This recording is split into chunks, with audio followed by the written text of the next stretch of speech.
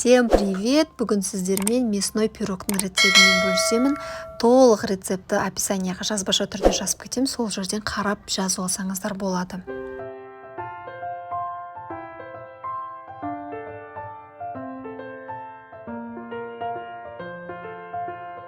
150 грамм қаймақ пен 2 жұмыртқаны салып жақсылап араластырамыз. Оның үстіне 150 грамм сары майды ерітіп құямыз. Сары май болмаса маргарин қолдансаңыздар да болады.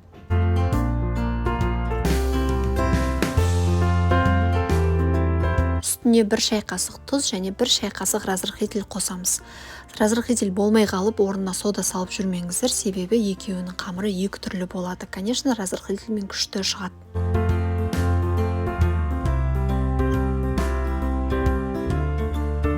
Үстіне тұп-тура 500 грамм ұнды електен өткізіп, жақсылап жұмсақ қамыр илейміз. 500 граммнан артық ұн қосып жібермеңіздер, қамырларыңыз қаттырақ болып қалуы мүмкін.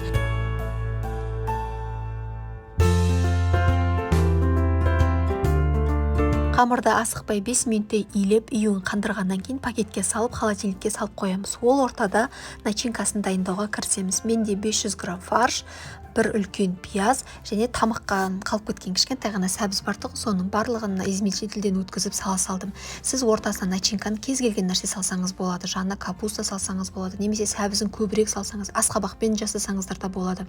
Менде 500 грамм фарш, бір үлкен пияз, жарты сәбіз және майда-майда 3 картошканы теркадан өткіздім. Бұлай да өте дәмді, сочный болып шығады. Өткен жолы мантыға тураған секілді кубик қып турағанмын, ол кезде де әдем шығады.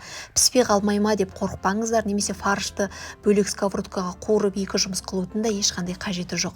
Барлық көкөністерімізді салып болғаннан кейін тұзы мен бұрышын татымына қарай салып жақсылап араластырамыз.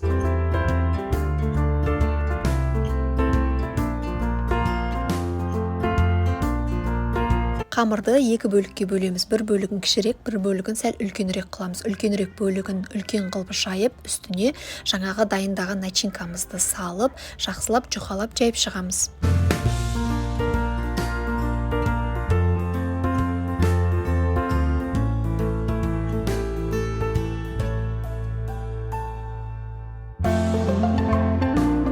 Фаршыңыздың майы аздау деп ойласаңыз, әр жеріне сары майды бөліп салып жүрсеңіздер де өте дәмді, сочный пирог болып шығады.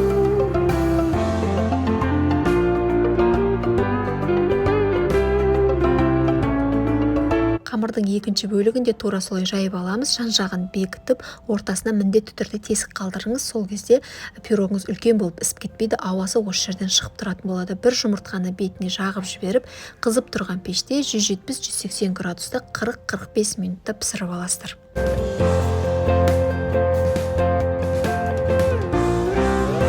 Бұл пирогты ыстық тамақ ретінде ұсынсаңыздар да болады, немесе суығаннан кейін де бұл пирог өзінің жұмсақтығын жоғалтпайды.